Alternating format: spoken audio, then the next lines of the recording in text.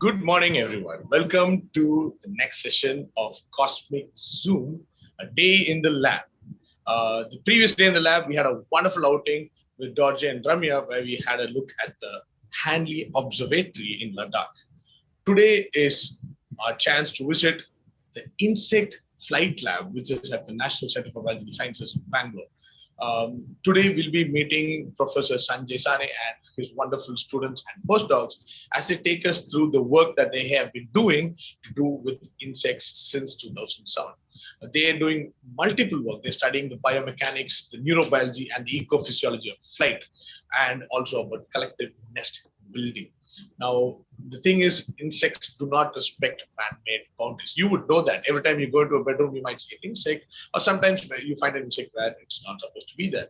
And that is why they use an interdisciplinary approach and experimental approach to study insect behavior. They have a huge bunch of students who range from engineering to physics to zoology to study, because that's the huge gamut of different fields you have to cover if you have to properly study insects. And it is an honor and a privilege for me to introduce the lab to you. And the first person I'd like to hand over is my honor to introduce Professor Sanjay Sane at the NCBS. Professor, the session is all yours. And to all those who are listening, to the participants, please remember to mute yourself, keep your video off. If you have any doubts, please put it in the chat below. If you're watching the session on the YouTube live stream, put it in the comment section. We will take those questions and post it here. And at the end of the session, the professor and the students will then address your questions. But till then, off to the lab, a day in the lab of the Insect Flight Lab at NCBS. Professor, it's all yours. Thank you. Let me just share my screen.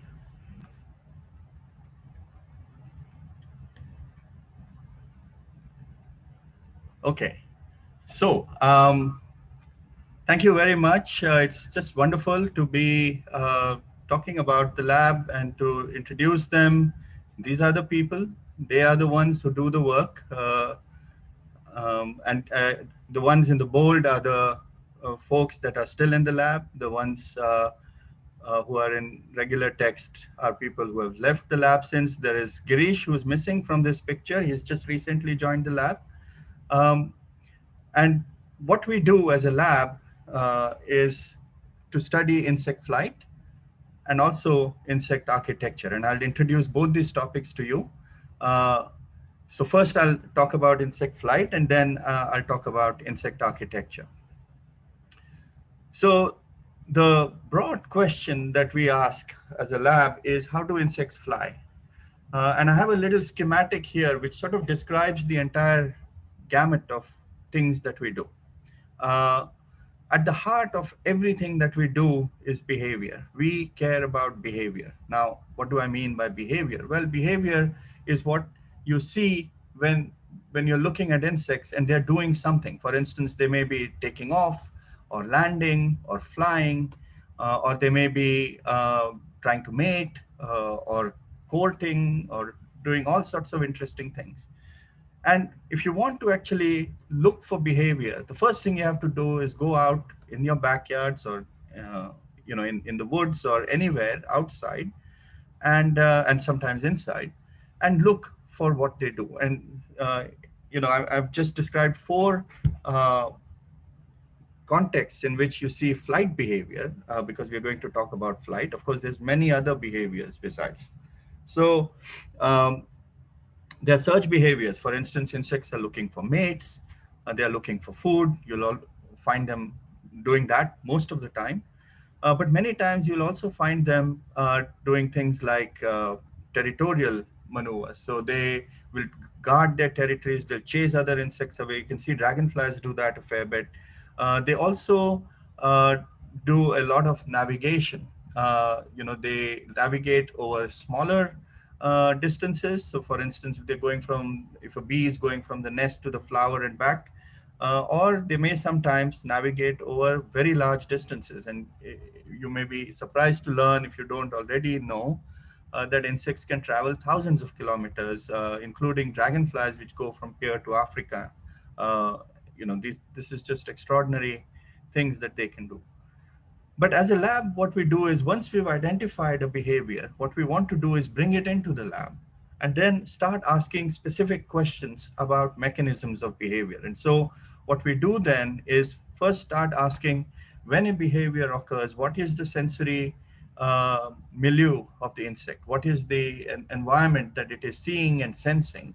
And of course, like we do, insects also have many sensors. They have eyes, they have antennae, they have the ability to taste, they have the ability to smell, uh, and they can actually touch things. And there are many other things they can sense besides humidity, temperature, etc. All of this information is collected by sensors, which then transmit this information to the central nervous system, the CNS. And the CNS then takes this information, sort of like a computer that takes in information, processes it, and then decides what to do with it. And that decision is played out as a concert of muscle activation. And that muscle activation occurs because there are neurons that are twitching, they are activating the muscles, and they cause the muscles to contract. When the muscles contract, what they do is they pull on the skeleton. Now remember that insects skeleton is outside, it's not inside like us. We have an endoskeleton, they have an exoskeleton. So what the muscles do is pull on the exoskeleton, and when they pull, things happen. Legs move, wings move, and all of these things are evident to us. But when these things move, they now start to push against the external environment. For instance, the legs may push against the ground, the wings will push against the external fluid medium, in this case, air. And so you also need to understand how the movement of the wings cause locomotive forces. And that's sort of entering in the realm of physics now, and fluid dynamics, but it's all important. And as a lab, we don't believe that any single aspect of this is more important than any other. They are all important, and you have to understand all of them in order to make sense of them. So these are all the topics that the lab works with. Anything relating to flight, we are game to study it. So, uh, one of the things that we are really sort of pushing lately is the idea of how nervous systems are processing information. So, just to put it simply, sensory stimulus, such as a change in temperature or a wind blowing or something like that, is sensed by the sensory organs, and the sensory organs are connected with sensory neurons that transmit this information via nerves. They're called afferent nerves, to the central nervous system. The central nervous system, as I mentioned, processes this information and sends it out uh, using these nerves called efferent nerves, meaning outgoing information. And that concert is played through multiple motor neurons. And you have to really understand that the motor neurons, there are many of them, and they are working in very close coordination with each other. And there's a concert playing. Otherwise, you would have muscles twitching at random times, and you would not be able to do anything. So that concert is extremely important. The brain conducts that concert, and then the muscles twitch and they cause movement. So this is really at the heart of what we are trying to do, in the nervous system side of things. And you will hear later later today about how we actually do this, how we record from these neurons, and how we make sense of the signals in there. If you ask what kind of scientists are we, I mean, it's hard to put a label on this kind of a science. But if one must put a label, I would call it neuroethology. Neuroethology is a synthesis of two words. It's neural and ethology. Ethology means study of animal behavior, and neuro is, of course, the neural basis of the study of animal behavior. So. Um, One of the great doyens of this field was the Nobel Prize winning ethologist Nico Tinbergen.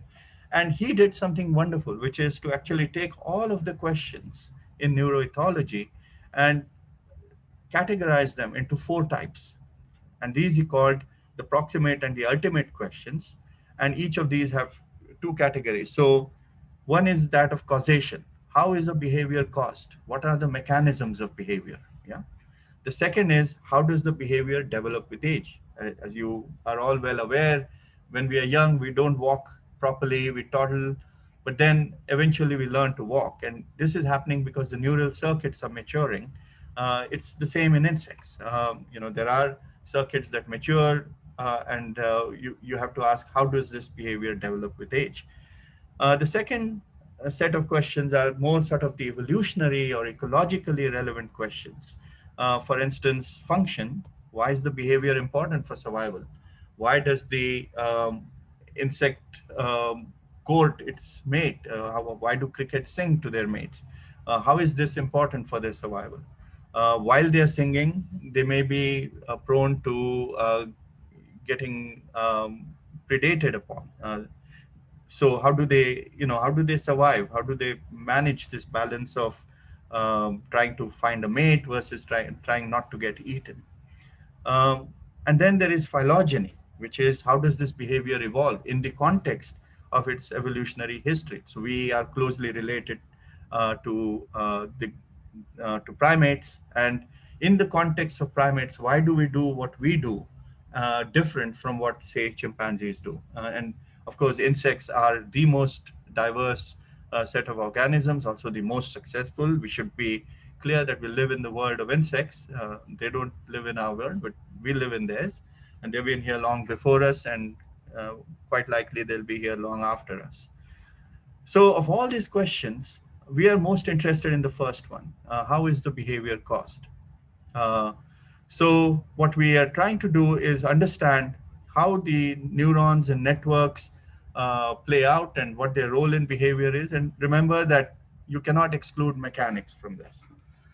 Now, let me just give you a quick philosophical overview of what we do. And it goes back to Rene Descartes, the great Rene Descartes, who, in a very influential book that he wrote called A Discourse on the Method, he put forth the idea that animals are biological machines. Okay, this is a radical idea at the time, but remember that Rene Descartes was around the same time as Galileo, Newton, William Harvey, and people who, in general, were beginning to realize that everything follows laws of mechanics. Okay, and that we have to, or laws of physics, and if we get to the bottom of the mechanics, then maybe we can understand how animals behave. And so Rene Descartes wrote it out, and the field more or less hasn't changed its outlook on that, with, of course, exceptions about many things. So the idea broadly is that animals must follow laws of physics. It's a sum of its components, and if we understand how the components work, then we can understand how they work together and maybe how properties emerge from it, or behaviors emerge from it. If they follow laws of physics, then one reaction must lead to another, and that must lead to another, and all of this must be deterministic. Remember that this is an old idea. It's of course substantially changed now, but the philosophical core remains the same. And thus, all reactions, he thought, were reflexive, meaning that they occur, as a result of the circuits that underlie them, and they are encoded within the animal. He, of course, excluded humans from this because he thought that humans are different than animals because they possess quote unquote souls. We know now that humans don't possess souls; we are soulless creatures. We are animals, just like all other animals, and we are part of the larger whole. So let's imagine how this might play out. So, imagine that your car were an animal, okay? And so you would look at this car, it has all these components, and you would start to ask questions about the car. You find that if you press the accelerator, the car goes from 0 to 100 kilometers an hour in 10 seconds. Now you say, that's a behavior. How do I understand it? Or if I switch on the light switch, then the light turns on. How do I understand this behavior? And if I want to understand the behavior, one thing you can do is dissect the car. And if you do that, of course, you can put out all the parts, and it's a mess. And if you think this is a mess, I can assure you that even a single cell is a bigger mess than this. Okay, let alone the whole animal. So It's a complex problem. And I can guarantee you that if you put all these parts together, you'll get a car that looks like a car, but it may not work like a car. And the reason it may not work like a car is because, in addition to this, you also need a wiring diagram. And that's the wiring diagram of a car. And so you say, okay, so, and this is like the nervous system of the car. And so you need both the mechanics and the nervous system to come together in order for you to get a fuller picture of how the car moves. Of course, there are other things besides. The car may not move the same way on a bumpy road as compared to the smooth road, but there are other things that are external to the car that also dictate behavior. So neither picture is complete by itself. We need to know the properties and specifications of the various electronic components, or think of nervous system or neural components, the sensors. How do the components fit together and talk to each other? How the tires move on the road? How the brake, accelerator, clutch, and gear, etc. work. Okay, so all of these are required, and to understand how behaviors work, we need to understand both mechanics and neurobiology. And a great stride in this direction was taken by Sir Charles Sherrington, another Nobel Prize winning um, neurobiologist. And what Sherrington did was study reflexes. And he said, well, there are certain circuits that are self contained and that by themselves can produce a behavior. And so he studied this in the context of postural reflexes. But he defined reflexes as goal-directed and purposive behaviors. And you'll see later when Payal and Agnish talk about one specific reflex, the head positioning reflex in a flying insect. And this is sort of what we are, also studying. So we're trying to understand these circuits and ask how they operate on very fast time scales, and what is the role of the nervous system in coordinating these reflexes and conducting this concert that I was talking about. Yeah. Another, of course, I spoke about Nico Tinbergen before, but the idea that Nico Tinbergen put forth is that behavior then is a chain of reflexes, or can be likened to a chain of reflexes. It's something he called a fixed action pattern. The idea there is that if there's a releasing stimulus, then one reflex is elicited, it causes some motor output, then another reflex is elicited, and so on. And we don't strictly follow this idea, but this is sort of somewhere in at the heart of what we're doing. And the example given here by Tinbergen was that of a gray lag goose. A goose sits on its nest, and when she sees a egg roll out instinctively or reflexively, she stretches out her neck and with her beak rolls the egg back in. Now, if you pick the egg in midway, even though the egg is not there, she goes through the whole motion. And that's a fixed action pattern. So how do you assay behaviors? Very quickly, I'll say that what you do is, once you identify the behavior, you try and bring it into the lab. So in this case, I'm going to show you a movie of an insect as it lands on an object, and watch carefully what the insect is doing. It stretched out its legs and it's going to pitch up and gently land. Okay, and all of this is happening, I should mention, in tens of milliseconds. Okay, so how can an insect be this fast and this accurate? When typically when you try to act fast, you become inaccurate, but insects are being able to do both. And remember that this insect, this is a common housefly, something that you see all the time. It's flapping its wings 200 to 250 times a second. Okay, so in order to even see it, we have to use high-speed cameras. The filming rates are in the thousands of frames per second. In this particular video, it's about 3,000 frames a second. uh, and if you think this is amazing, let me show you another one. Okay, this is the video of an insect landing on a ceiling.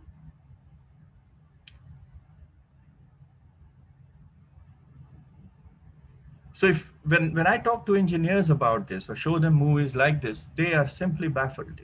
If they could create robots that can do this, they would be extremely happy, and we would be extremely happy. Except they're not there yet. And a lot of what the kind of work that we do requires interaction with roboticists, because on the one hand we are trying to understand the circuitry, and they are trying to start from the circuitry and get to the animal. So in many ways, we're doing similar kind of thinking. Uh, Once we've been able to recreate this behavior in the lab, then we have to measure things, right? So what we do is we put the insect in a box, for instance, and we get the insect to do something. For instance, in this case, it is taking off from this, or sorry, landing on this pillar. And then you have to create the conditions, which is why we have some air and so on.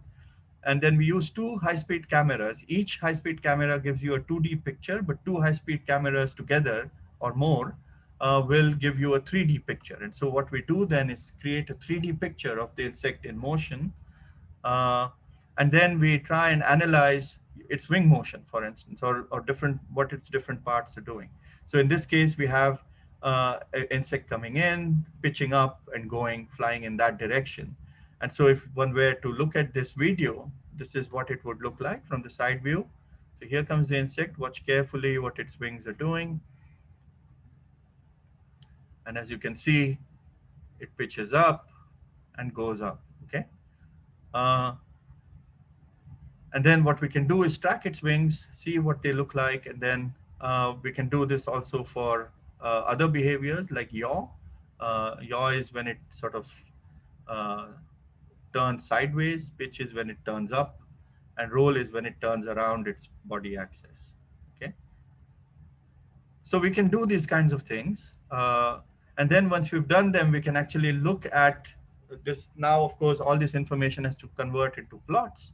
So we can then clearly identify what it was doing before a pitch, during the pitch, and after the pitch. So this plot allows you to identify where the pitch occurred, and then the other plot is telling you about uh, uh, what the body angles are doing when the insect is pitching. And then we can ask what are the wings doing. So a stroke amplitude is the next excursion of the wing through an angle, and we show, for instance, in this case, that before pitch up, its wing stroke amplitude is different, and then it suddenly increases, and then it decreases. So there's a clear change in stroke angle. And then we can recreate this, by through sort of playing it out. And as you can see in this, there's not a simulation, this is actual data playing out with digitized points.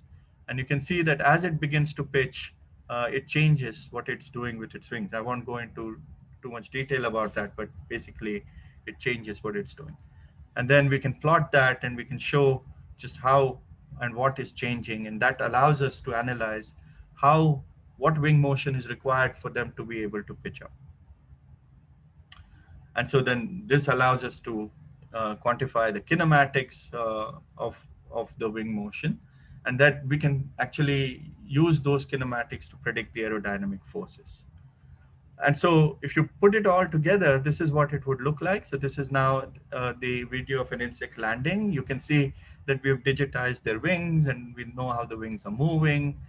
Uh, but the broader idea is that when we see a behavior outside, we then have to construct an assay. And that's the most difficult part, is to get the insect to do what we want it to do. It's a thinking, feeling creature.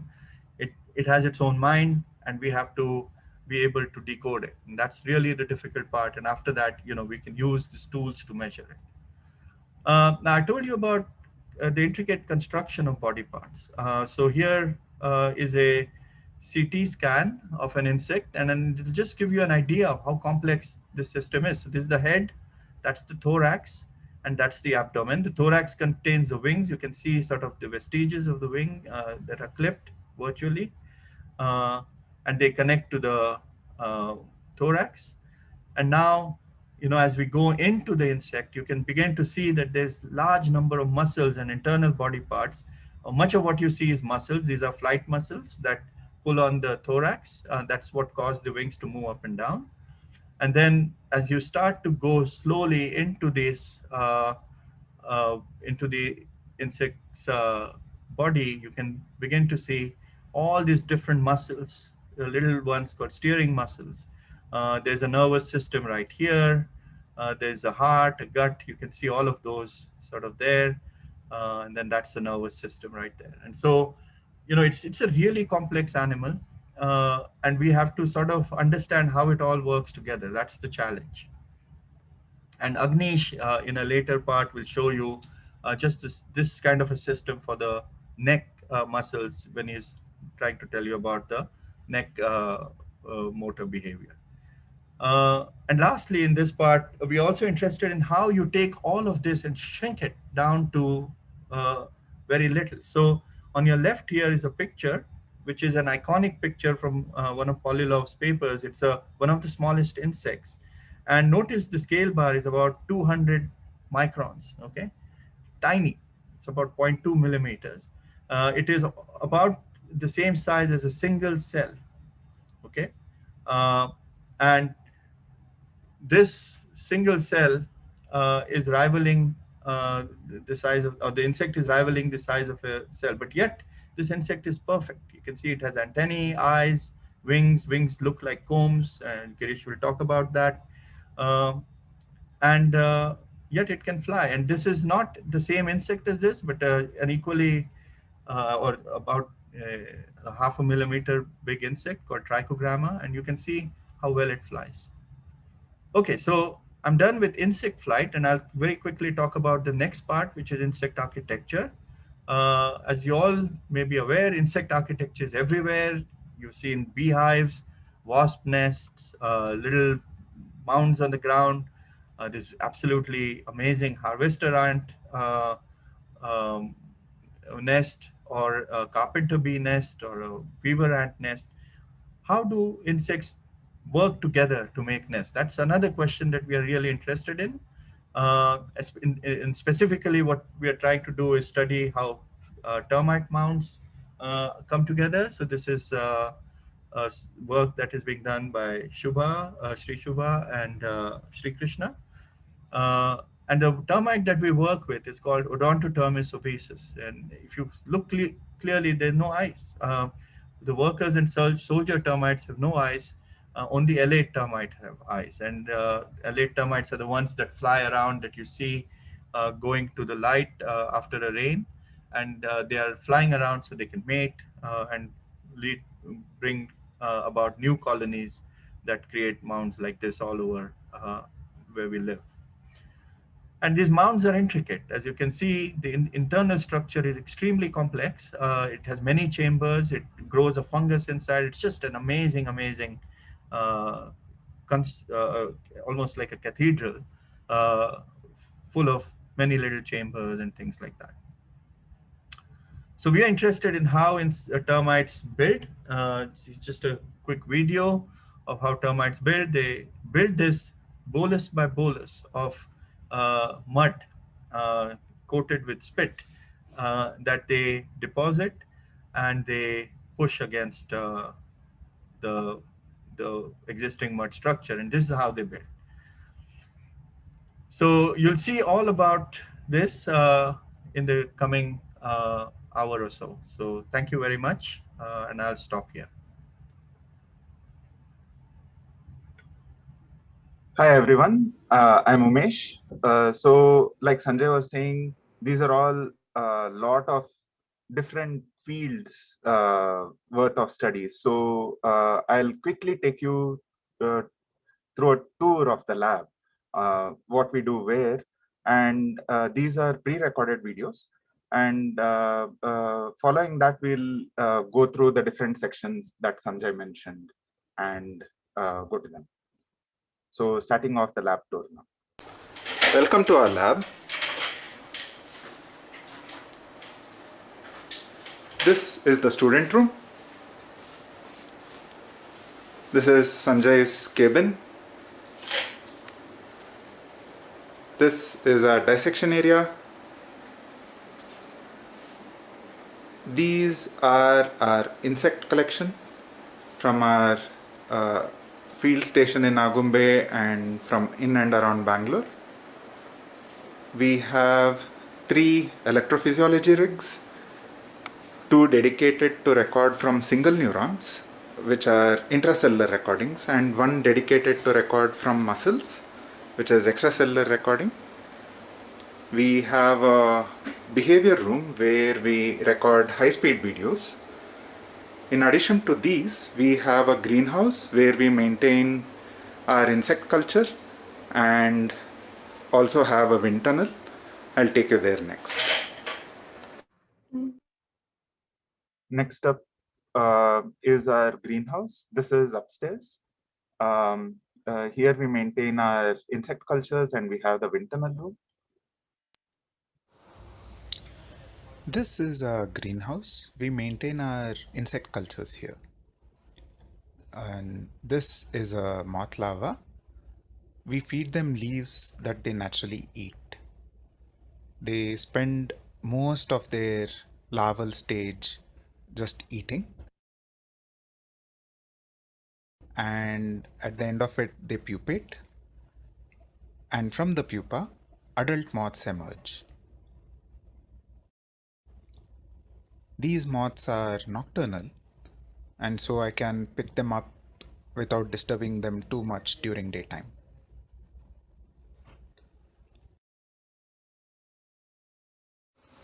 In addition to moths, we use various other insects depending on the question we want to address. For instance, to study free flight behavior, we use soldier flies, fruit flies, house flies, and moths, of course. To figure out how nocturnal insects are able to combine multiple sensory information, we record electrical activity from either single neurons or a bunch of neurons or muscles from moths. To study aggregate behavior, we use termites. We maintain cultures of those insects as and when necessary. Next up is the wind tunnel room. Partha will take you through this.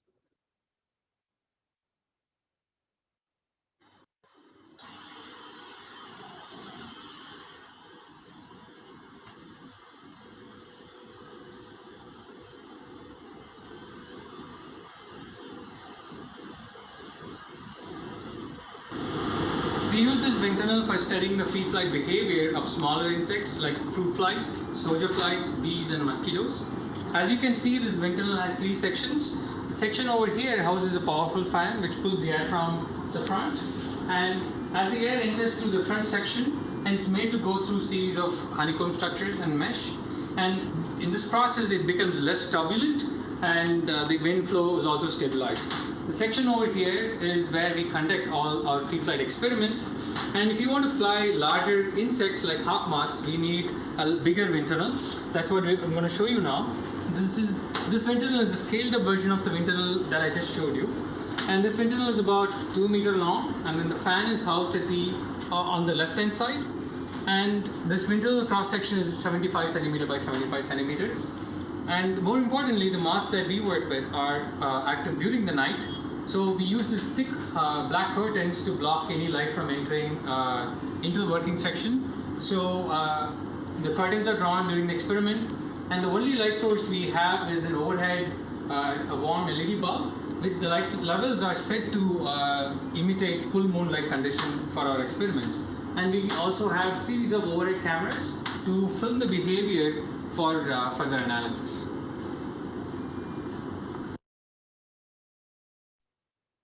And when Partha takes these videos, this is how he analyzes them.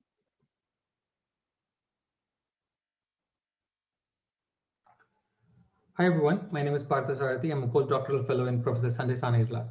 I'm going to talk to you today about my work titled Role of Visual Cues in the Mate Finding Behavior of Nocturnal Hawk Moth Daphnis neuri. Locating mate is an essential component of sexually reproducing insects. Insects use a range of strategies to communicate their sexual receptiveness and location to potential mates. For instance, butterflies use their wing coloration and pattern as mate recognition signals. And their close relatives, moths, who are active during the night, relies mainly on olfactory cues to recruit mates.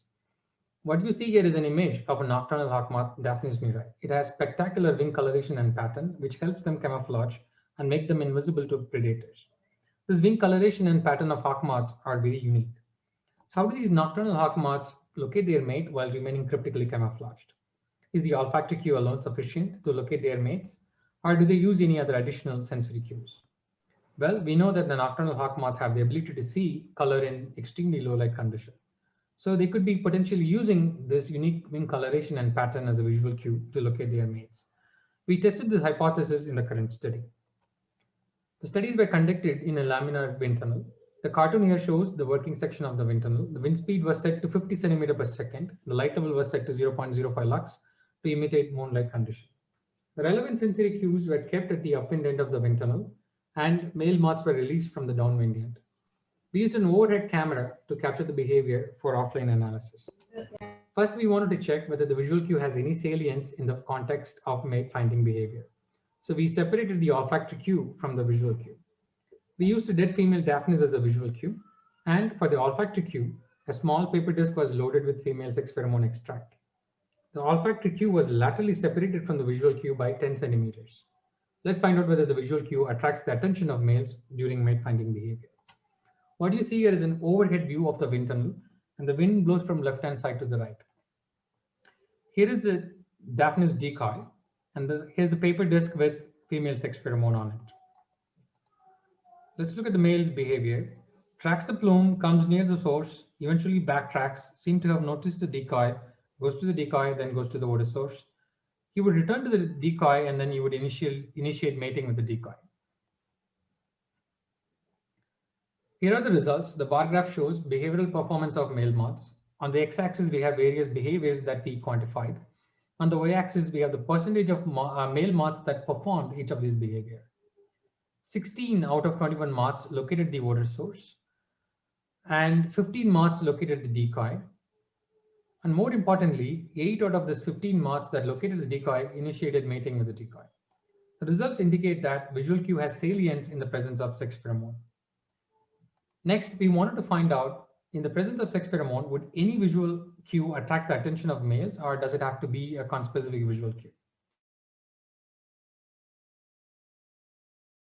To address this question, we presented male moths with two visual cue choices. One, a dead Daphnis decoy, a conspecific visual cue, and the second choice was a dead common evening brown butterfly, a non-conspecific visual cue. Let's find out if the males can recognize their one. What you see here is an overhead view of the wind tunnel. Here is the butterfly decoy. Here's the paper disc with female sex pheromone of Daphnis. And here's the Daphnis female decoy. Let's see how the male responds. Starts tracking the plume, lost the plume, it would gain it eventually, and start tracking the plume and goes to the butterfly for the first time, the second time, and one last time. And he noticed the decoy and then goes around the decoy and initiated mating with the decoy. Here are the results. The bar graph shows behavioral performance of male moths similar to the previous one. 30 out of 48 moths located the odor source. And similarly, 30 out of 48 moths located Daphnis location. And out of this 30, 15 moths initiated mating with the Daphnis decoy. For the butterfly, only 21 moths located it, and none of the males that located the butterfly initiated mating with the decoy. This suggests that the Daphnis males can discriminate conspecific from non-conspecifics. To summarize what I have shown you so far, visual cue has salience in the presence of pheromone. Males can discriminate a conspecific from a non-conspecific. The results suggest that Daphnis male use visual cues to locate mates. So as you see, this is a pretty complicated set of behavior. We are trying to understand all the components in this, and Payal and Agnish will talk about one such component now.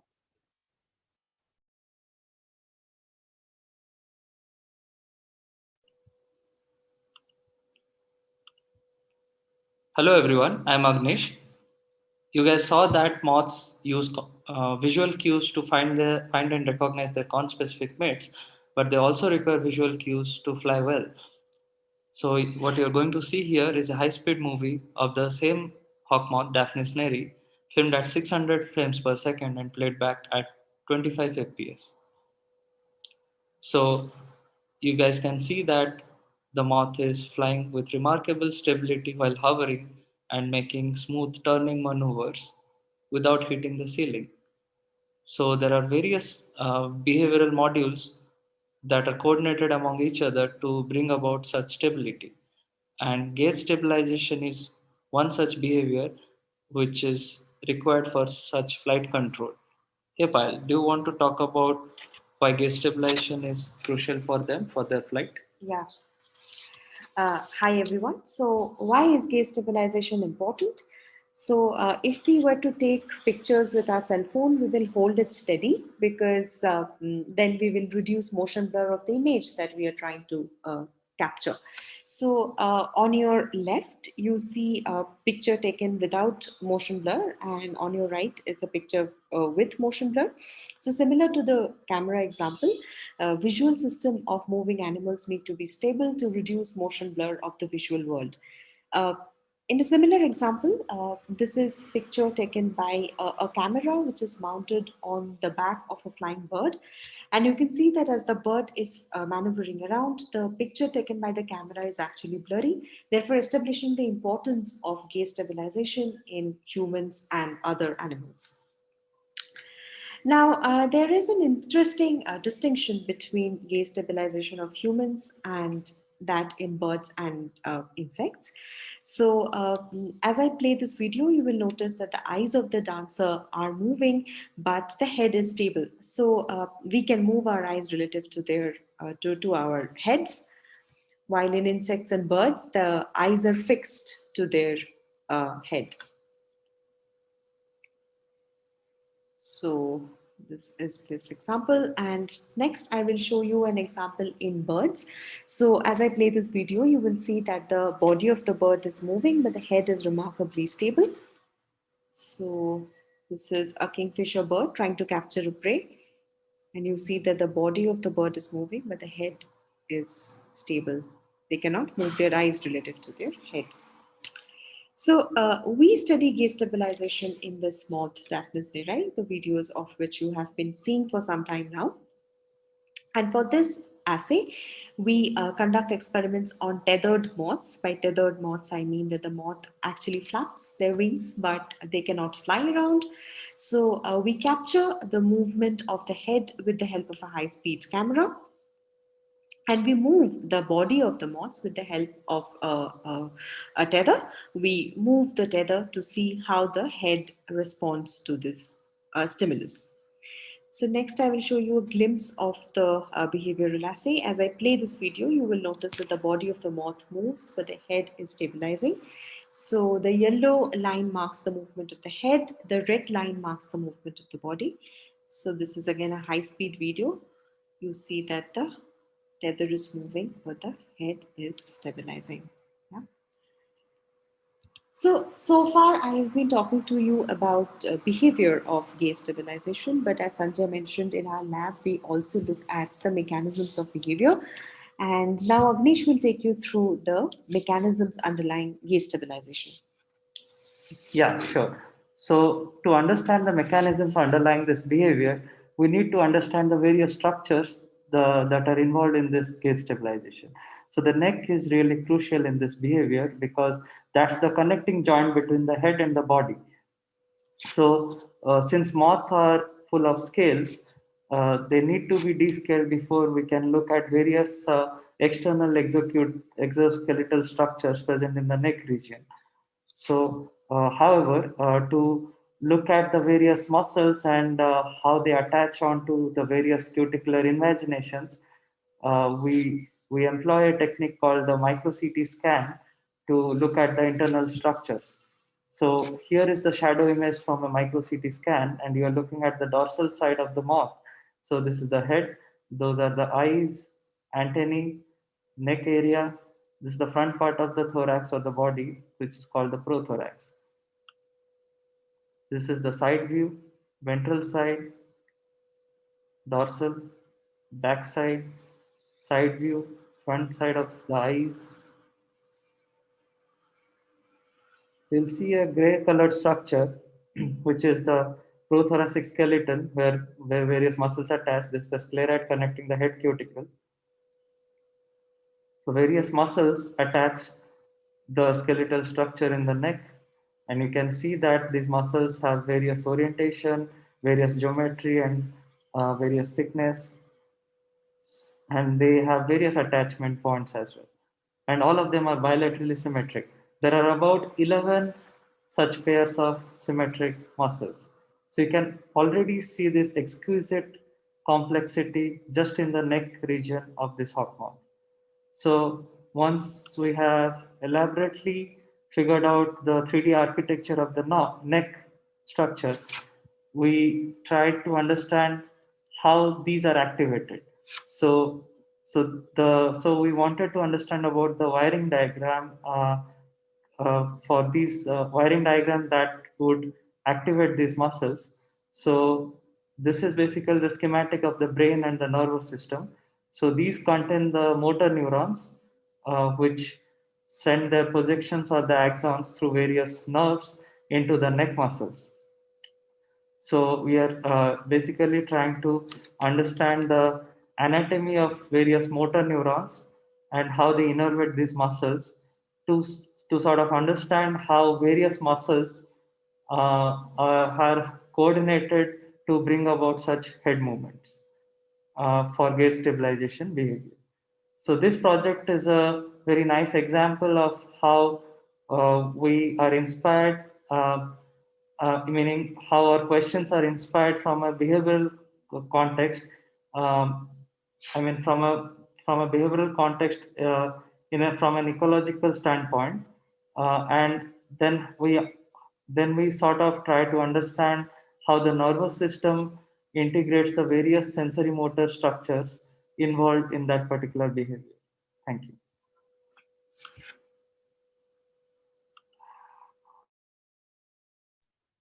Okay, there seems to be one interesting question based on what we have said so far. We'll address that and we'll continue after this.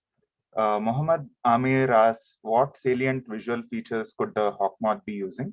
Would shape be relatively more important than coloration? Partha, do you want to take that? Yeah.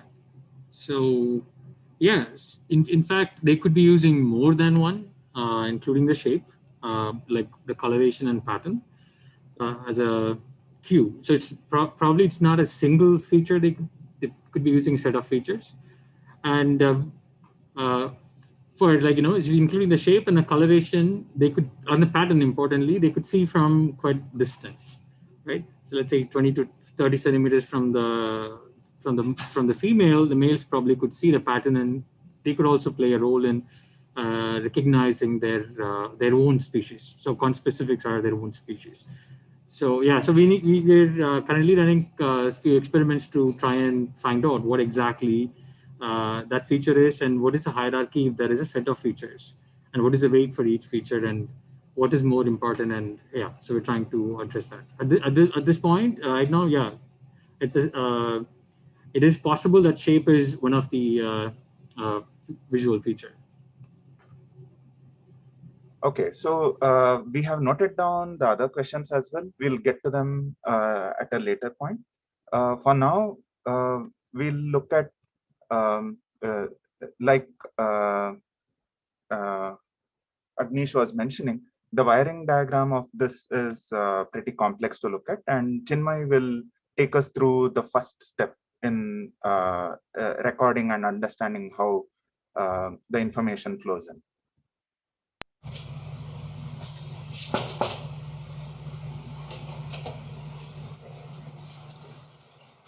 Hey Chinmay, what are you up to?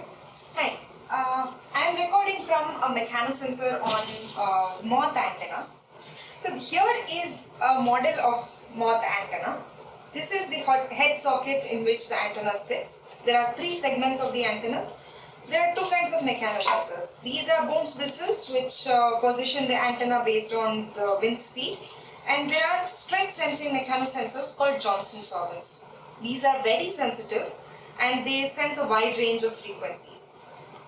When the moth is flying, the antenna is moved, it's powered out, and these movements are sensed by the mechanosensors. The way they communicate this movement to the brain is through neural activity. So sensory neurons sit just beneath the mechanosensor. The voltage in the neurons fluctuates suddenly whenever there is a movement. These fluctuations are called spikes, or we call that neurons are firing. These neurons are very small. They are less than the thickness of the hair. They range from hundreds of nanometers to a few micrometers. the electrical activity as well is also very, very small. They are just a couple of millivolts. So we need very sensitive equipment to record these activity. So here we have an electrophysiology rig. This is the Faraday cage which cuts off all the noise, external noise. And here is moth restrained inside a tube. And the antenna is stuck inside a connector, and the connector is connected to a motor which gives very precise and controlled repeatable stimulus to the antenna. When the flagellum, which is the antenna, is moved, the Johnston's organs are activated. When they are activated, neurons fire, and with very fine electrode, we record the activity of these neurons. As I said, since the voltage fluctuations are very small, we use an amplifier to amplify the signal. To control the precise location of the electrode, we use a manipulator. We see the signal that we record in an oscilloscope, which is also recorded and stored in the PC. When we give a sine wave like stimulus, a neuron fires, starts and stops firing based on the location of the antenna, movement of the antenna. And when we give a square wave like stimulus in which the antenna moves in a stepwise manner, the firing activity is different. So when we give different kinds of stimuli, the response of the neuron is also very different. So by recording from many neurons while giving different kinds of stimuli, we understand how the mechanosensors encode the stimulus information and convey it to the brain and other parts of the body. And this information also helps us understand how they help in controlling flight. So these are recordings from moths, and there are lots of insects which are much smaller than these, and they face a lot of different challenges. So Girish will take you through what these challenges are and what we are doing to address them. Hi, I'm Girish. I'll be talking about miniaturization in insects today. Here you can see a picture of honeybee, a fruit fly, and a small parasitoid wasp. And here's a scale bar for size. And you can see how diverse or how the size can vary across different insects. So what is miniaturization? Miniaturization refers to evolution of extremely small body size in animals. And in there are a lot of insects, and in the class Insecta, there are 5 large orders, which include the bugs, beetles, flies, wasps and ants, and butterflies and moths. Among these 5 orders, there are 4 orders, which are the bugs, beetles, flies, and wasps, in which they have evolved extremely small body size. In this plot, you can see that on the x-axis is the body length, which is in millimeters. And here you just see from 0.1 to 2 millimeters, and then the number of families which have small body size. So when miniaturization occurs, the the body size dictates most of the anatomy, morphology, and physiology of the animal. And to see how extreme the size can be, here is a parasitoid wasp and an atlas moth. And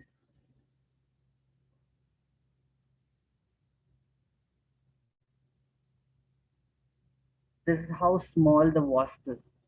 You can barely see it, and this is how big the atlas moth is in real life. And just to compare, this is extremely small. The wasp is around 0.03 centimeters, and this moth is around 30 centimeters. 1,000 times. The wasp is 1,000 times smaller than this moth. And this wasp is named parasitoid wasp because this wasp lays eggs in the eggs of these large insects, and the wasp larvae feeds on the contents of the egg and then emerges into another wasp. And that is not the smallest wasp, but here on the right side, you can see a picture of a beetle and a wingless wasp and a winged wasp.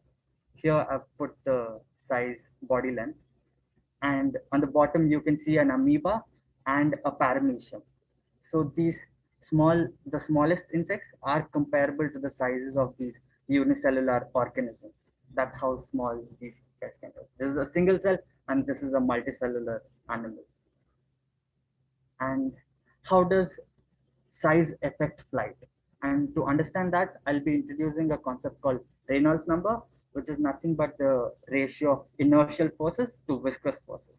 So by inertial forces, I mean the inertia experienced by the animal when it's moving, and by viscous force, I mean the resistive force of the medium when the animal is moving. So in viscous force is a property of the medium, and in flight, medium is the same across all of these animals, which is air. And as size increases or decreases, the inertial forces vary. The larger the animal is, the larger the inertial force it experiences, and hence the Reynolds number is high. Whereas the small insects experience lower inertial forces, and hence the Reynolds number is smaller, which is around 10 to 1000, whereas these birds, which are larger, experience Reynolds number of 1000 to a million. And at high Reynolds number, these flying animals are able to maintain lift, or they can sustain flight with fewer flaps of their wings.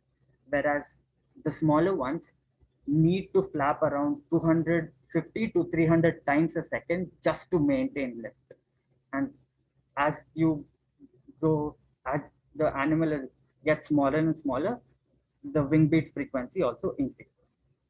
So one of the things that Sanjay had already mentioned is the feathery wings. Here you can see a wasp which has a very feathery wing, and this is a property seen in the smallest insects. And you must be wondering, why is it feathery? So here, if so, this feathery wing increases the surface area of the wing, and the larger the wing you have, the more lift you are able to generate. And this feathery wing effectively acts like a paddle.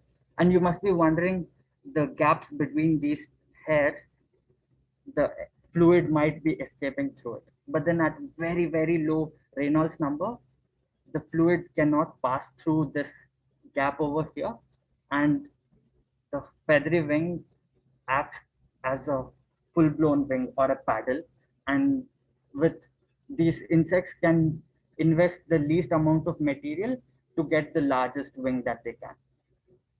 And this feathery wing is called Tilopteri. And to summarize the effect of size on these insects, here is a sensory organ, antennae, through which they smell, and eyes through which they see. And here, as the size decreases, the sensory unit decreases. The number of sensory unit and the size decreases. And wings, we've already seen that they have feathery wings, and then the size of the wing also decreases.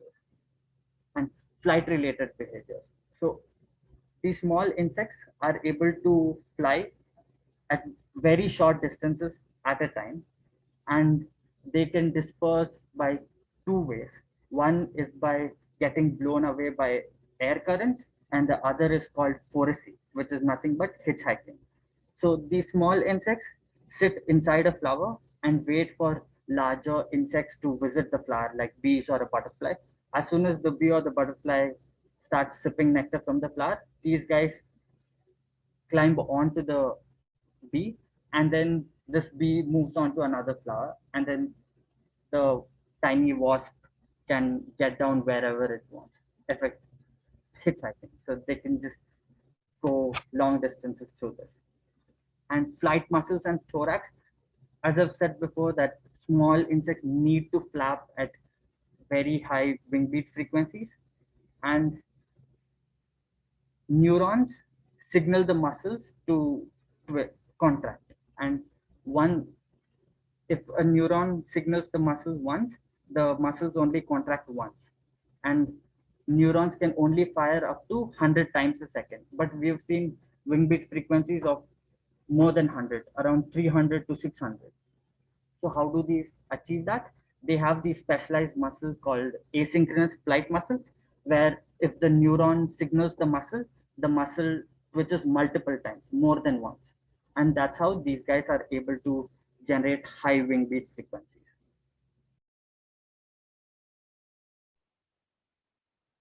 Okay, so far we have been looking at individual insects. Now we'll take a look at what they can achieve when they band together and work together. So this is Shubha talking about termites.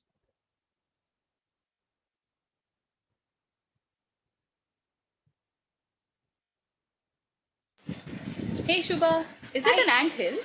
Oh no, these guys are actually termites. Often found underneath a lot of leaf litter. These termites not just eat up wood, they also decompose a lot of leaves. And this particular one, which we're looking at right now, are also the mound building ones. You see these here? These are actually parts of the mound, which actually is a lot more on the underneath. I mean, an iceberg would be a very good example. There's a lot more on the inside than what you can see here. And what's happening right here is termites actually building and repairing an injury that I'd created before. That's how I collect termites. And here on the surface, you see these tiny little guys? If I have to give you a scale of what they look like, they're around 4 millimeters in size and only maybe as much as my paintbrush. Let me see if I can get one out. That's it. This is a worker termite. This guy masticates the soil and deposits it on as tiny little soil particles and constructs these mounds. So even though what you see on the outside, let's leave this guy back, looks something like this, but you see the mound is far more intricate. You see some of these shafts, it's way too deep. You have multiple shafts such as these which go on inside to fungal gardens where they actually breed. So these are some of the architectures that you see in termite mounds. It's way more intricate. You have a lot of these gallery-like structures too. To give you more examples,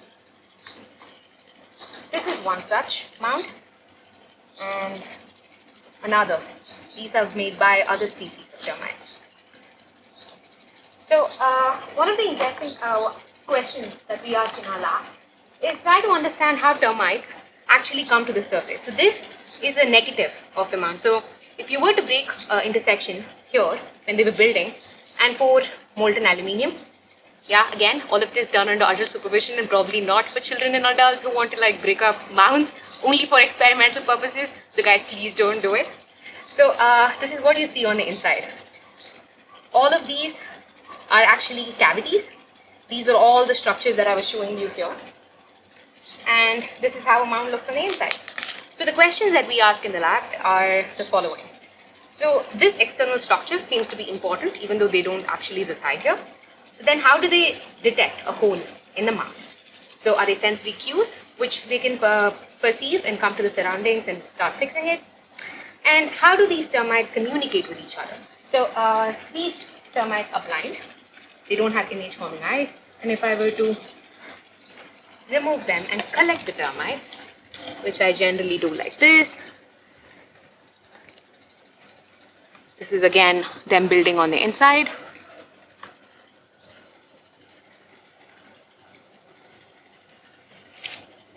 So what we are asking is how do termites communicate with each other? Given that they don't have eyes, how do they use their other modalities to actually sense their environment, to build these huge structures? Again, here if you see, you have like hundreds of termites building at the site here. So communication and team activity in a sense is paramount.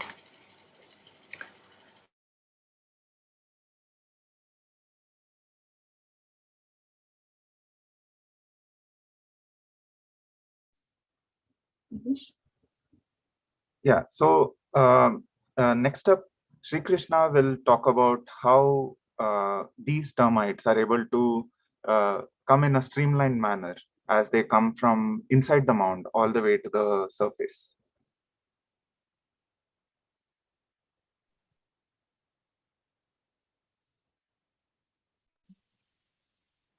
As Shubha already showed you, termites repair injuries or holes made on them, quite quickly, like in the span of 20 minutes.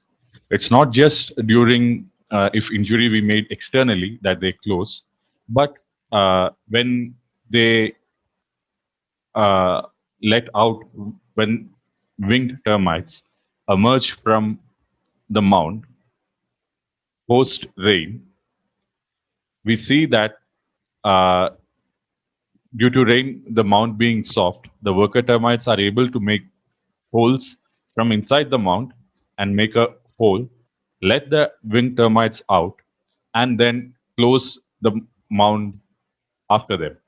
So it is very important that you uh, close holes that are created externally or internally quite fast. And so to understand this, what is happening inside, we also put a camera inside the hole and looked at the mount from inside. So this here is a hole. As you can see, the left, the right side, you have a hole, and as uh, initially after the hole is made, we don't see enough termites coming towards the hole, but after a while, termites keep increasing, and the whole process gets completed. So you can see that it's dark here, so no more light is entering. Similarly, like so again here is a hole, and this is a mound which have a smooth inside, and in such cases we are able to see that termites uh, do follow some sort of a lane-like formation to reach from inside of the mound to the outside. Now, if you have lot of agents which have to go from one place to another in a time-bound manner, traffic blocks can happen. For instance, even without any other constraint except the agent, uh, here the cars started out uniformly distributed, but due to some errors in judgment from individual agents, uh, the error is transported and you have dense region and rare region. So to study about these behavior, we came up with a milling assay. And what we do is we put a bunch of termites inside a confined area and then see how they behave. Initially, they are oriented in different directions. And as time progresses, we see them coming together and forming a, a, a milling pattern with a size that is much higher than that of the individual termite. The size of the milling uh, is in centimeters, while termites are in millimeters. So we managed to track this behavior, and we are able to sort of see how termites move together with others. And if when we sort of rotated the video opposite to the direction of the motion, so that the termites are relatively standing still, we can see these sort of interesting effects. So here you have a high dense region, and on the opposite end you have a low dense region. As time progresses, we can see that the termites rearrange themselves so that the width of this lane is rather uniform.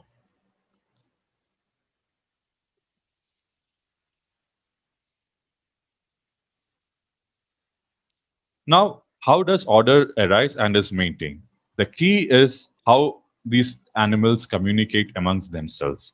So what are these cues? Are there one set of cues to bring about order and another set of cues to maintain order, or is there some overlap between the cues?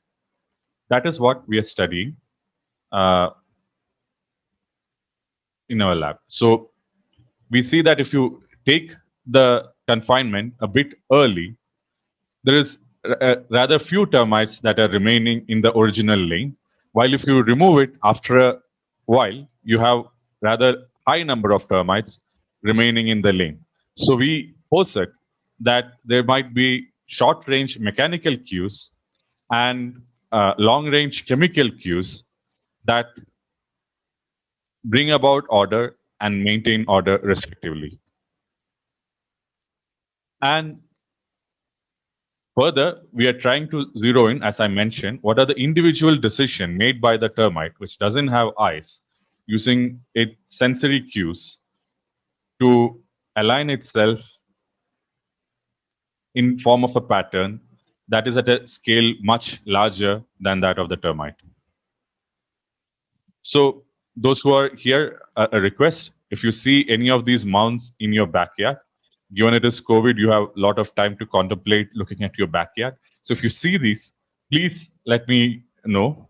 We are doing a project, especially in Bangalore, to see the distribution of termite mounds, etc. So if you can give us any information about these, will be greatly uh, thankful. So yeah, thank you. I'll take two questions which are pertinent to this section. Arush asks, based on the picture, termites seem to start off slow and accelerate their work later. Could this be a hint to their communication method? Sri Krishna or Shubha, will one of you take it?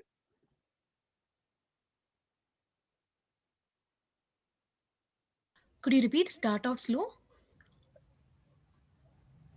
Termites seem to start off slow and accelerate their work later. Could this be a hint to their communication method? It could be both. In some of the very previous whole repair assay, Shri Krishna and others saw that it was mere numbers. So at the start, you have very few players at the site, but later you have literally a lot more organisms working at the site. That could, tell us how the area is filled up sooner. Also, we see that at least if there is a chemical that's deposited at the site, for the chemical to reach certain thresholds, it might take some time, and that again is a form of recruitment. So it's mere numbers that actually get the job done sooner or later. I hope that's clear. Yeah, and somewhat related, Jai Sonwalkar asks, how are termites able to differentiate between injuries and holes by design? Do they have the layout mapped in their memory? We don't know yet. That's something that we're asking. So most of tests that we do for them to, at least I'm working on what kind of cues they can use in the soil that can help them figure out what this particular location might be from their point of view. As of now, we don't know if there is any difference between an injury and a spontaneous building at the level of the mound. We will have to pose a different set of experiments to answer that, which we don't have as of now. If I may jump in here, this is Sanjay. Uh, it- the question of whether they have a layout mapped in their memory, actually, it's very unlikely that they have a layout mapped in their memory. We think it more likely that they follow local cues, uh, and they that their behavior is elicited by the cues immediately around them. This doesn't mean they don't have memory. They do have memory, but it is at least uh, we don't think that they have the entire layout of uh, the mound mapped in their memory. Also remember that the mound is a dynamic structure. It continues to be reorganized. And so at any given time when it's reorganized, all the termites may not know what reorganization occurred. So I think it's rather like humans in a city. where you sort of know your local surroundings more, but not necessarily have a global layout mapped in your memory. That's the hypothesis, at least. Thank you. Yeah. Okay. I have noted down the other questions as well. We'll get to them after we wrap up this video. So we have one last section where Maitri will discuss something of grave importance to us.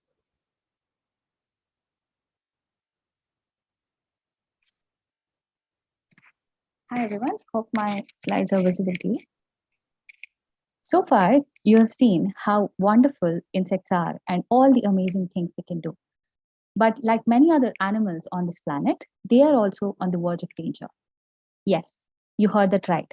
The insect apocalypse is here.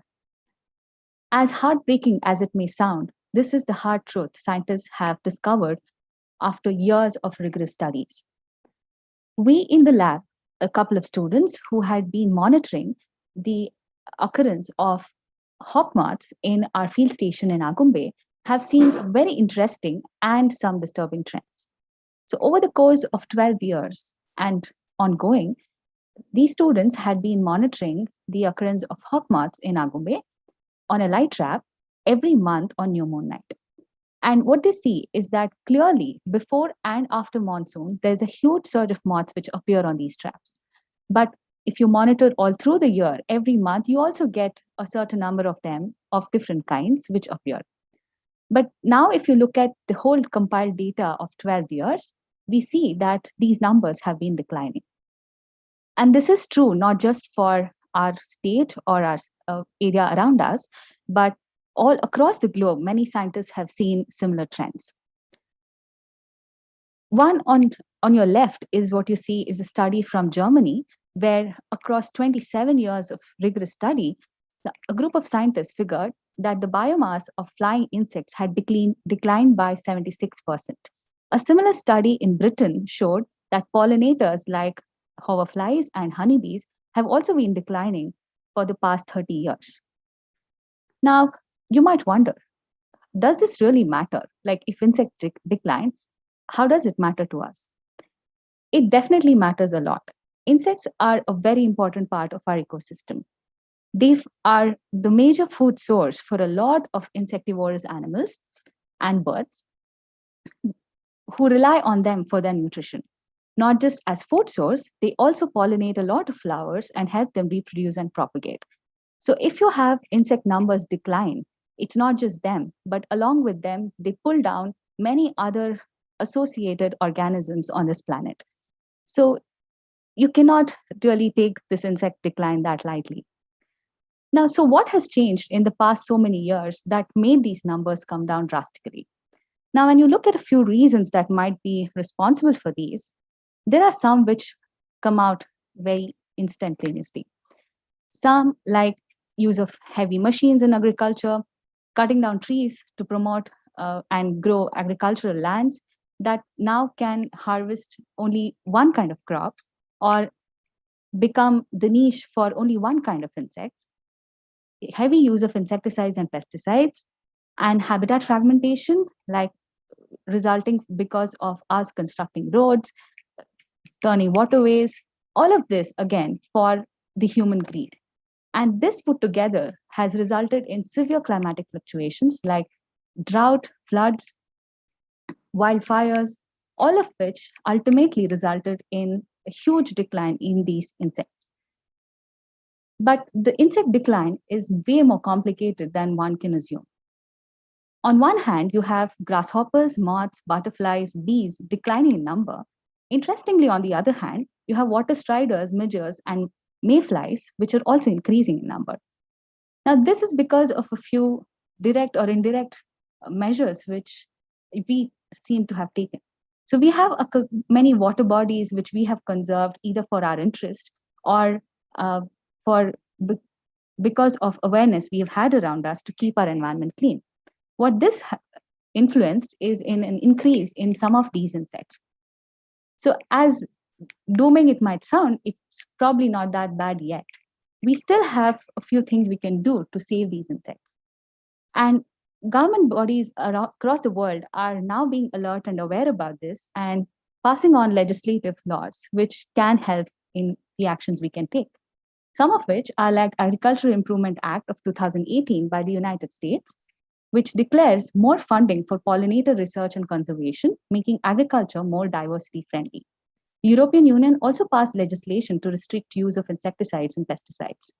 Now, these are what governments have been doing, but me and you as individuals can also take a lot of steps, some of which can be in the form of community science and education initiatives. In the UK and Costa Rica, people have been doing it. We can have our very own similar programs in our country too, where you can build awareness among each other by walking around, taking a look at the wonderful insects which are right there around you, just giving them a few minutes of attention and trying to conserve them to the best extent possible. And another way to do that would also be to take inspiration, say, from the latest news we have from European countries where households are growing plants which are pollinator friendly to help all pollinators come in and have a safer niche to thrive in.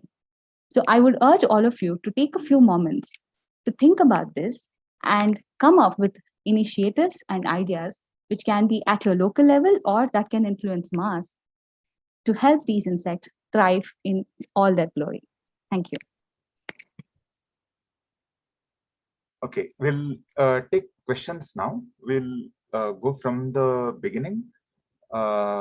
SP Avinash asks, how are insects able to coordinate their wing and repeat very similar movements when flying, even when air movement is completely different over small scales?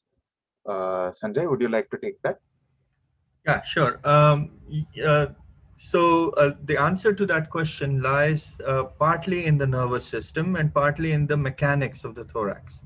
Uh, the nervous system is capable of providing or sort of giving out very, very rhythmic signals. There is, in fact, there are circuits as components within the nervous system that are called central pattern generators, and these are able to give out really rhythmic output. Uh, but that's not enough. This rhythmic output has to play through the muscles and the thorax in certain insects. So as Girish mentioned, uh, insects like flies or bees and wasps or beetles are actually they operate like a resonant box. Okay, so the box vibrates, and when the box vibrates, the thorax vibrates, the wings move up and down in perfect synchrony. So all of this combines to give us this rhythmic output. Uh, that is conserved. It is not true that they don't change the rhythmic output when, I mean, they are capable of changing it. There are neuromodulators that can modulate this output. Under certain circumstances, they can make subtle alterations, but by and large, they remain very nicely rhythmic. And somewhat related, Saptarshi Sarkar asks, why do we need to add wind? What benefits does it have over looking at flight under normal still air?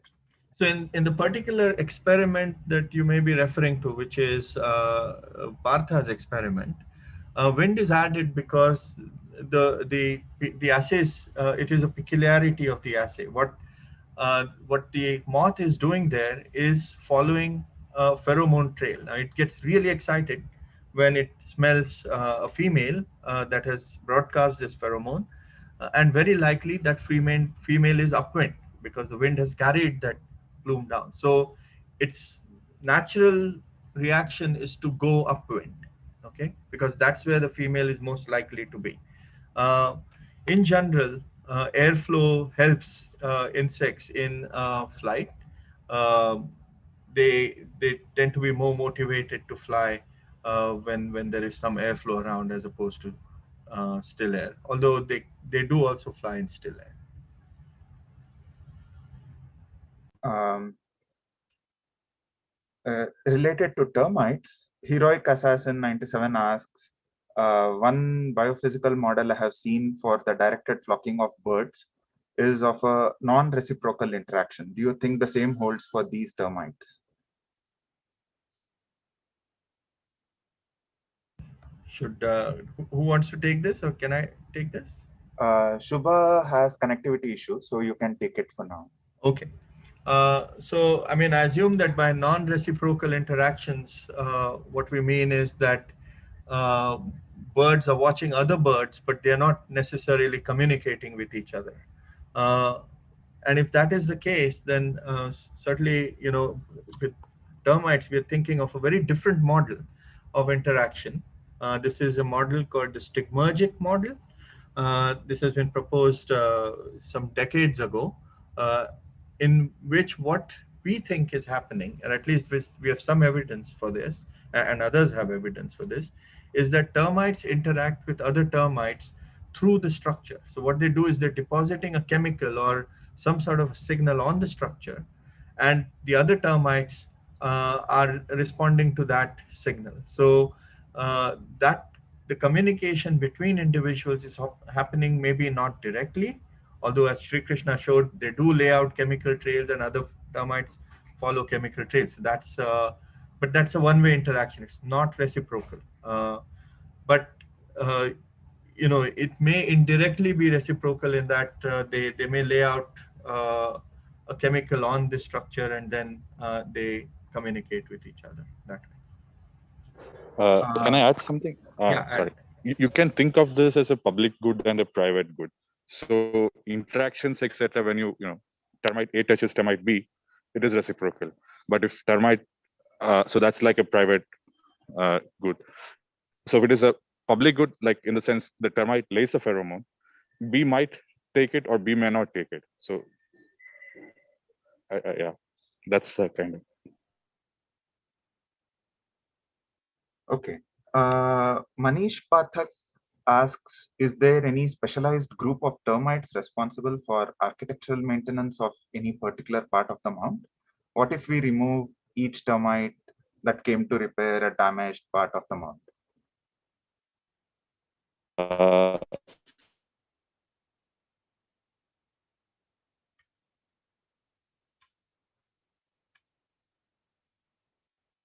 Sri Krishna?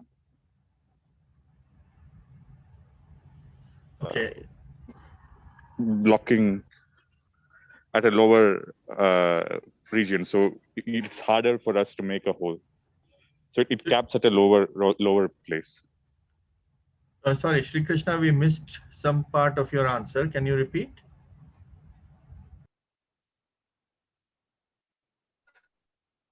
Who are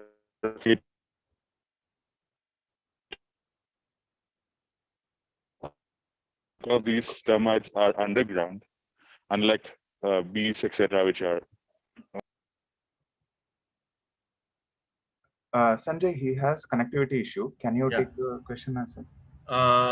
Yeah. So, if are there specific termites that are used that are given the job of repairing mounds? Well, termites are distributed in castes. They are categorized as castes, and there are a specific set of castes called major and minor workers. These are the ones that typically are involved in repair work. There are also soldier termites. They also help out in repair work, but they're largely guarding the nest. And then there is, of course, the queen and alates. I mean, this, so far as we know, alates are just specifically tasked with mating and propagating the colony. And the queen is completely sessile. She's in a chamber where she's basically about the size of my thumb, very, very large. She's just gonads. So she's not doing anything of that kind, but she may be directing a lot of the activity, uh, if not all of it. Okay, slightly moving away from termites for a bit. Sachidanand asks, can you talk about the endurance of insects? Do they get tired flapping their wings for long? It's an excellent question. Uh, and this is something that we would like to actually study. Uh, do they get tired? I mean, yes, they do get tired, but this may not be quite the same kind of tiredness as we are thinking about. If you actually parse that question, tiredness is of many kinds. There's the kind of tiredness that occurs when you run out of resources, you run out of sugar or you run out of energy. That's one kind of tiredness. There's another kind of tiredness where you're full of energy, but you're mentally tired. And it is not clear to us, how in insects these processes are occurring. It's actually a question that we are actively looking to do research on. Chinmay, this is a question for you. Deepak Patel asks, will you please tell us whether the antenna is stimulated manually while recording, or is it live recording of the insect? I guess what he means is the antenna being stimulated while you're recording? Yes, the antenna is being stimulated while recording manually meaning with a motor, but the insect is alive. We do a very small surgery to open a small window in the head so that I can see the nerve in which the neurons are, the sensory neurons are, and then record from it. Yeah. Was that clear? Yes.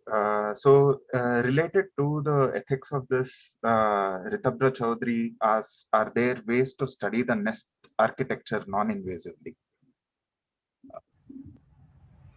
So I'll try to take this.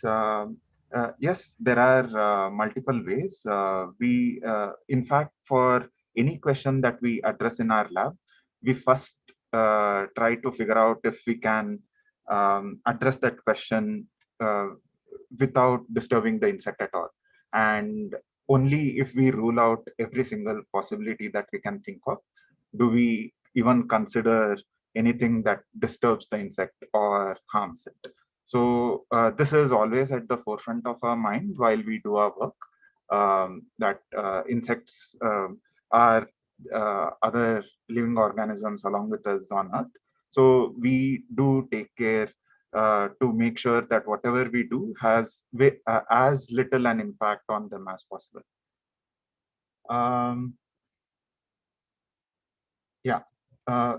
Austin Ajit asks, how do we know which larva is a moth or butterfly? Girish, would you like to take that? So there's no, exact difference as such, because moths and butterflies are in the same order, Lepidoptera. And generally, what you could see that in butterflies, the surface of the caterpillar is very smooth, and in moths, oftentimes you see some ornamentation like spikes or hairs on them. But there are exceptions to that, and that's not a clear demarcation saying that this is a moth and this is a butterfly, because butterflies are ultimately just day-flying moths. So there's no clear distinction. Okay. If you need to identify it, you just have to see them enough and look them up on internet or books.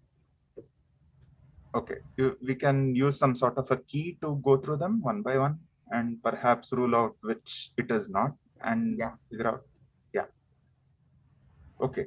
Sanjay, Deepak Patil asks, how is Reynolds number related to weight of the insect? And related to that, Sachidanand asks, how is inertial force measured?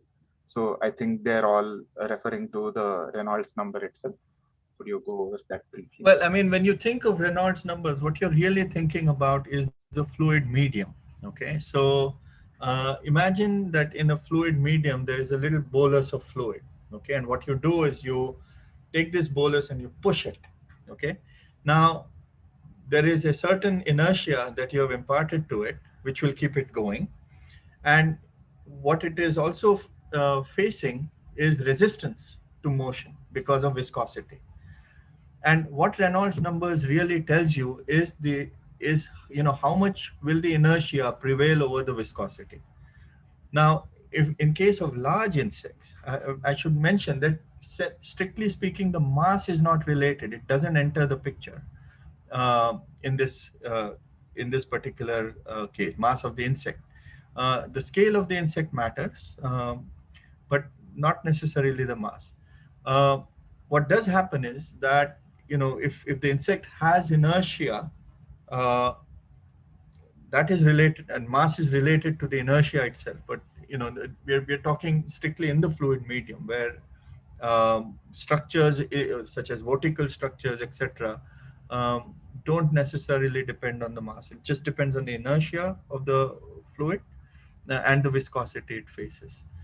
So now if you start asking, how is this operating in insects? Well, insects, when they are very small, the effective viscosity that they are experiencing is much greater.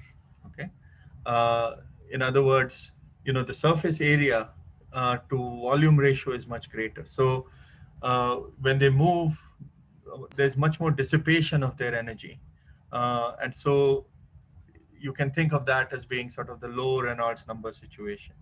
Whereas as they grow in size, the dissipation is less, uh,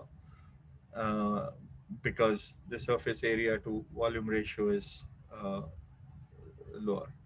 So this is the way to think about it. Okay. Partha, Muhammad Amir asks, the male moth seems to be touching the female moth model multiple times before meeting. This seems to imply that they are using tactile information as well. Could you comment on this?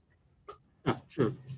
So the tactile cue could play a role as well in mate recognition. But based on what we have seen, when we used non-conspecific, that is, not their own species, which is like a butterfly video that you saw, the approaching male never makes a physical contact. Okay, and that is one. And then other thing is that using visual cues, they could recognize whether it is their own species or not from quite far. They don't have to come too close. So yeah, so visual cue has a certain definitely have an advantage. Also, based on what we have seen in the behavior experiment, every time they try to make a physical contact with the decoy, usually it is their own species, and they try and grab the female and position themselves for initiating mating. So so mostly the tactile there is or the physical contact is mainly for initiating mating or position themselves with respect to the female. Yeah.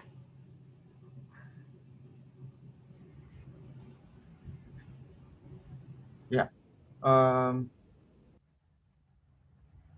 Sachidanand asks another interesting question.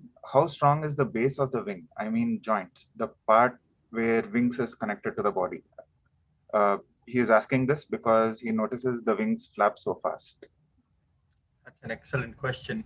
Uh, the wing hinge, the place where the wing joins the body, is a very, very complex structure, and we are still exploring the mysteries of that structure.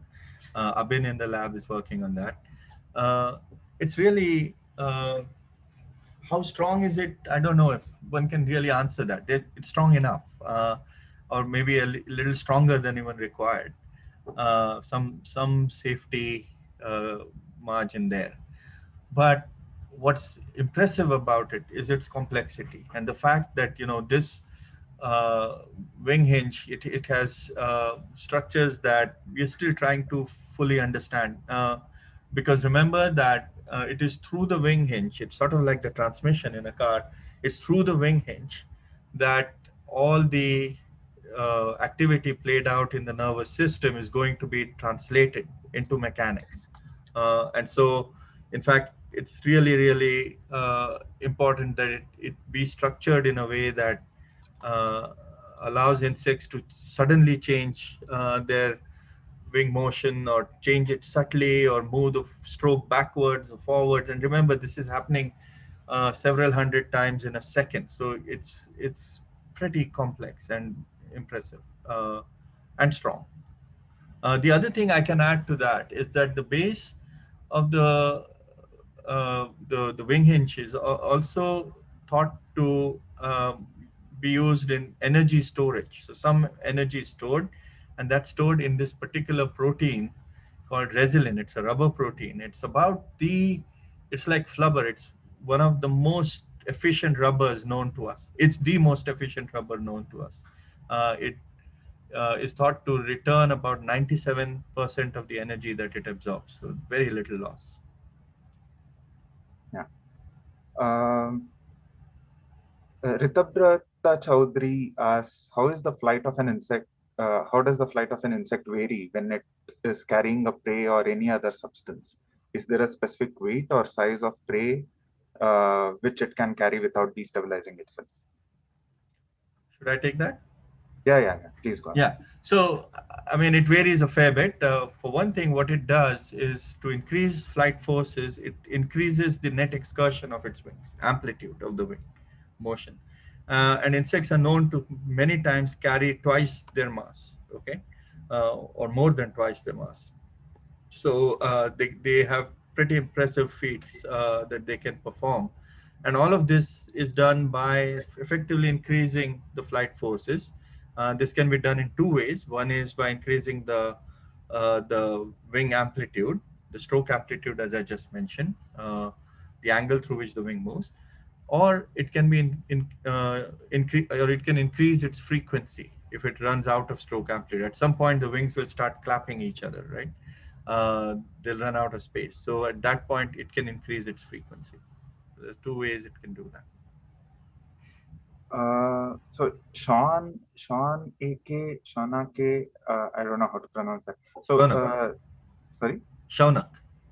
Okay. Asks, in the life of termites, is there discrimination between big and small termites, or discrimination between soldier and worker termites done by themselves, or the queens, or elites? So I could answer this simply by saying that in case of termites, this is a developmentally decided fate. So when the eggs are laid and the development of the adult starts, then itself their fate is decided, that it is going to be a soldier termite or a worker termite or uh, elate that will go on to mate. So there are other organisms in which this is not the case. Some social wasps, for instance, they fight it out or assert their dominance to say that they are the only ones who are going to reproduce. The rest just follow suit. So in case of termites, that's it's decided at the developmental stage. There was another interesting question. Can you please suggest some methods for non-invasively studying nest architecture?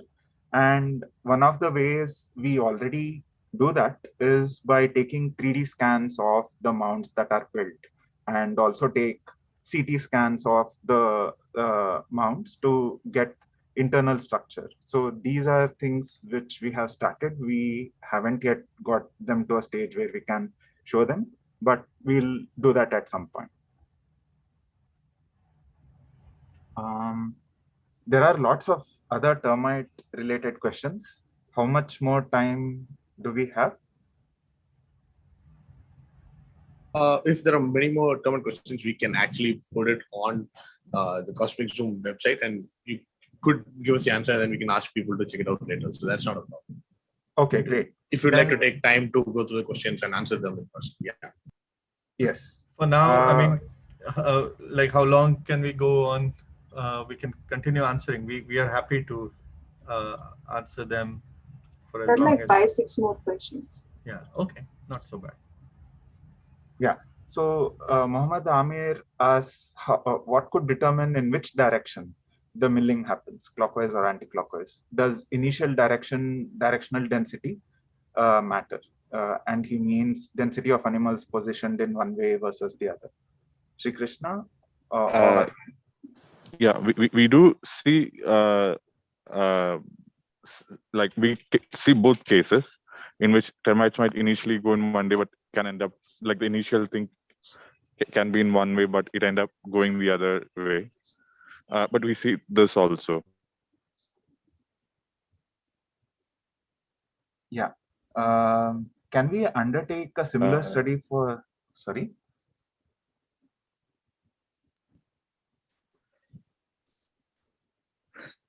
It is possible. Yeah. Okay. Can we undertake similar study for ants as in case of termites? There are already studies which are done on ants. Uh, I hope by studies similar means traffic, etc. So, uh, so people have actually. If you look at vehicle traffic, we can find some connection between the density of travel and the amount of material that is transported, etc. And people have tried looking at ants and find similar relation between these quantities. So there is work being done, and there is this whole I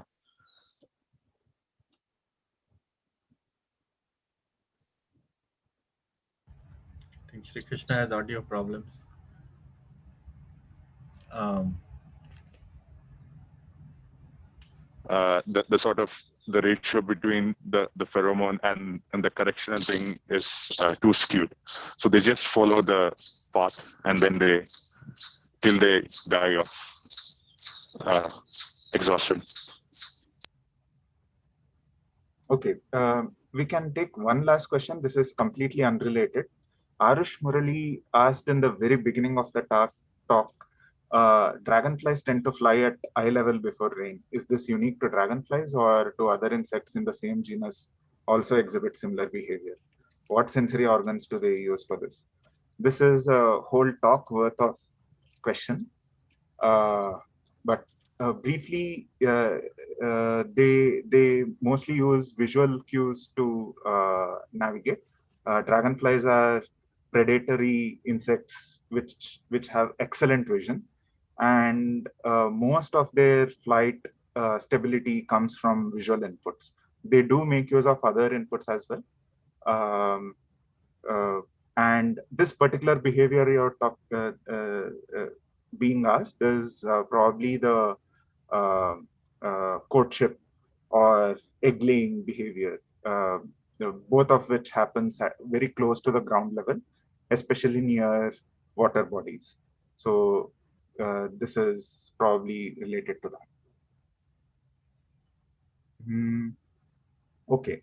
If there are any other questions, please write to us. We will. There is one more question which was interesting, which is for your and pitch camera recording setup. There were black and white cryptic camouflage design on the wall. Was that for any specific purpose? It's a really nice question. Actually, uh, what happens is insects need optic flow. They need for there to be flow of information past their retina for them to be able to know how fast they're flying or to control their flight. And so what we are doing when we give them that black and white checkerboard pattern or uh, a uniform or a random pattern is to give them that information so that they are able to fly using their eyes. If it's a featureless environment, then they are unable, like pilots also uh, will often make mistakes if the environment is featureless. So it's the same with insects. So you give them information and that helps them control their flight.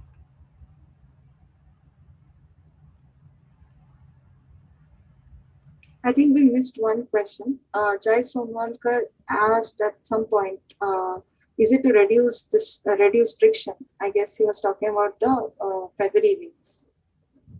Feathery wings is feathery wings. Is it to reduce friction? Well, the feathery wings help in two ways. One is while they increase the surface area, they reduce the mass. Okay, so the tiny insect has now to move a less massive wing, but it is still able to generate force. The other thing is that in a feathery wing, if you, I mean, you can try this experiment at home, I don't know, or you can think of this, is if you take a comb, okay, and you move it through water, then water will move through the teeth of the combs, right? However, if you move it through honey, honey can't go through the teeth of the comb. It's not as leaky.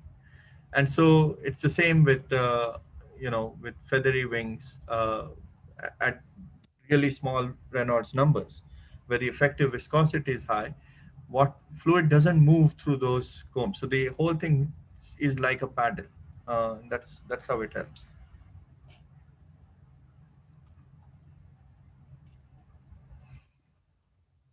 Okay, I think we have covered almost all the questions.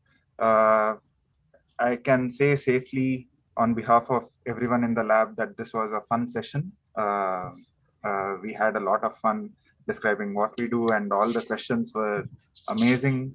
So thank you very much for attending. Sanjay, any closing remarks? No, I have to thank all the students for putting this together. And thank you to ICTS and Bertie and Ajit for thinking of us to do this. I think we had a lot of fun. I hope you had too. It was absolutely our pleasure and our honor to have you. A special shout out to Professor Sanjay for taking time off to do this in a very busy schedule, and all the students, every single one of you who presented. Thank you so much. This was a very engaging and very informative talk, as evident by the number of questions that have been coming, and I'm pretty sure there are more questions coming your way. Thank you to everybody who participated. The Cosmic zoom.in is our website.